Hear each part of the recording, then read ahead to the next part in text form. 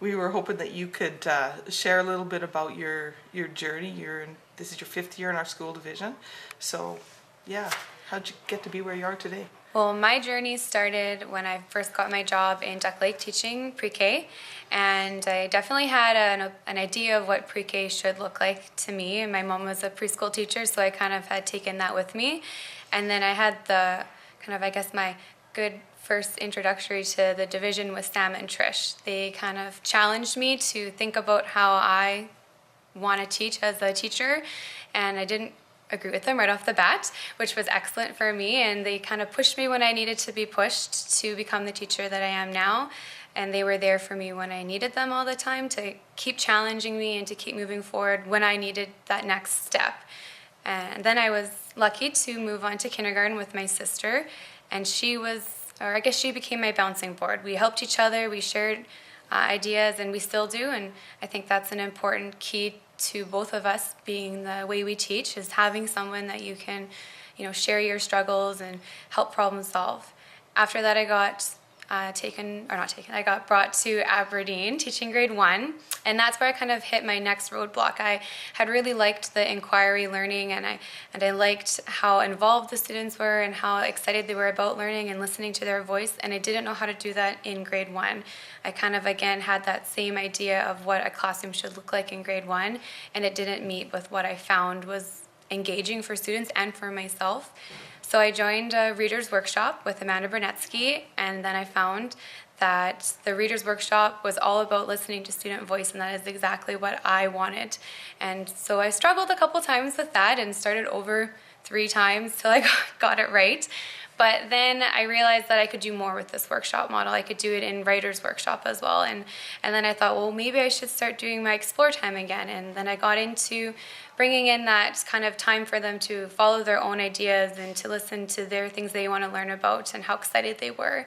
And I struggled with it because, you have people that hand you things that you think they should be doing in grade 1, and then it didn't fit with me. And so it was trying things out and seeing where everything fit, and just, I guess, staying true to what you believe in.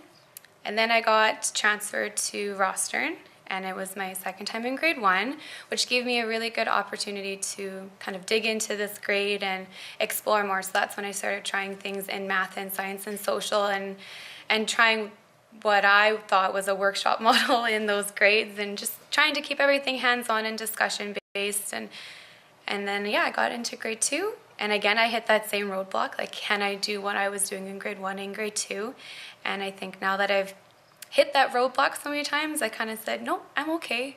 Not that I didn't panic at times throughout the year and go, how am I gonna do this? So Jackie, my learning facilitator, she was really good for helping me and sitting down with me and telling me, like, no, you're fine. You can keep doing what you want to do. And she helped me realize more community things that I didn't know how to include in my curriculum and in the lessons that we do, and just really keeping it very meaningful to the students. And so I guess that's kind of my learning journey. Taralyn, you talked a lot about, you used the language of roadblocks, and you talked about starting over again quite a few times, even in that first year in grade 1. What kept you trying? What kept me trying is seeing how excited the students were and how engaged they were and how proud they were. Just to see the passion that they would have when they would be sharing or when they were able to do something. Like, I knew that it was engaging for them because they were so excited. I guess one of the big things for me was it was an inside recess, and they would rather have done readers and writers workshop than play with the Lego. And that was like a moment where I went, oh, like, this works. Like, they are so engaged that they would rather do these things that we do every day than play with special Lego at recess. And then it became like, how else can I get this everywhere in my classroom? And then that's kind of where I guess the push came for, because they were so excited and wanting to do everything hands-on. Yes. So what do you think's making the kids want to choose doing readers or writers workshop instead of going and playing at recess? What is it about it that's appealing to them? That they are in charge, and I guess also like the passion that we have, and we talk about it, and I like teaching this way, so it's passionate to me, and I feel like maybe sometimes that comes across to them, and they know that, you know, my favorite thing to do is to read, and they talk about it a lot, and so then they talk about what they like, and then you try to get those things in your classroom. Like I have a really good student who loves to build, and so it's putting that stuff out there for him because it's engaging. So making sure the things that are out there are meaningful, and revisiting the things that you do so that you can build on it and they can become more engaged, I guess. So when you talk about that and the kids' interests, how has that impacted what your classroom looks like? Well, everything that I put in my classroom, I try to think about how are the students going to use it, how am I going to use it, and how does it match with what we're doing. So everything that is out has a purpose. I put a variety of things in the room, like this bee's nest, out to sometimes just spark a conversation. So this bee's nest has been here for 2 years, and it comes up probably 4 times a year, whether someone's learning about bees or someone finds, like, I mean, in that last section, somebody found the inside of a bee's nest and brought it to school, and we had a debate of whether or not that bee's nest would actually look like that on the inside. And so that kind of led us to bringing out books and watching videos to try to find what actually does the inside of a bee's nest look like. And then also like the boxes of displaying their clay and their things that they found outside.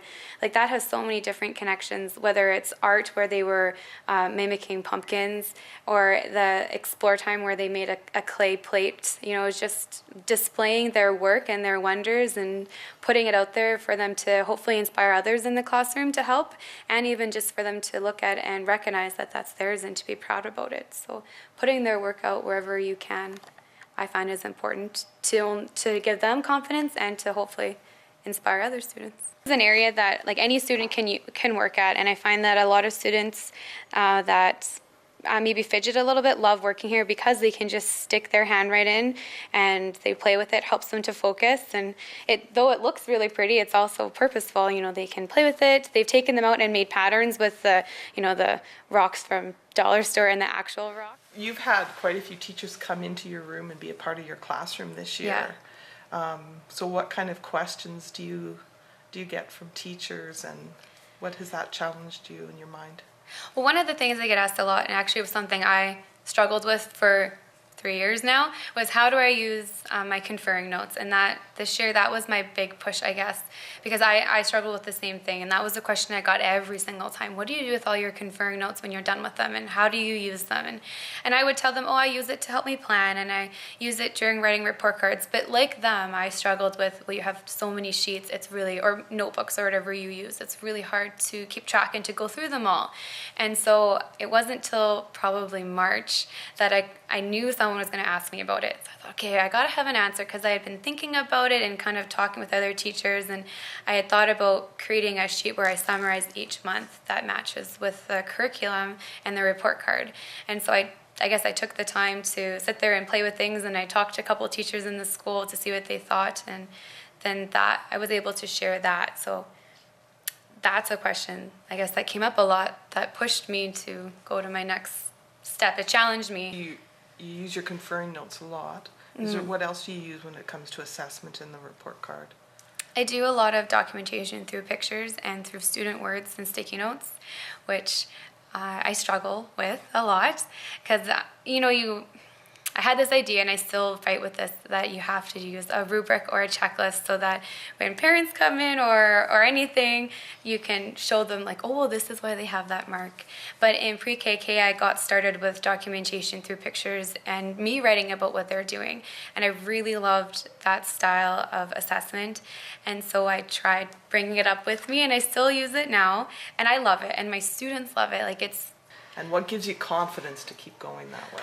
I don't know. I always do feel a little bit unsure with it. I guess it's just like, will people think it's okay, is what I struggle with. But in my heart, I know that it is, because it is so meaningful. And So have your kids giving you any other evidence that what you're doing is working, as far as that they're learning and they're retaining? Oh yeah, well, definitely this year, because I had them for 2 years. They bring up things I talked about last year all the time. Like, it's really funny, the things they remember, and they, oh yeah, we did this last year. Well, remember when Miss Elliott said this? And so, any advice, last words that you would give to teachers starting out, or I know, though it seems hard, don't be afraid to take a risk and to put yourself out there and to ask for help, I guess.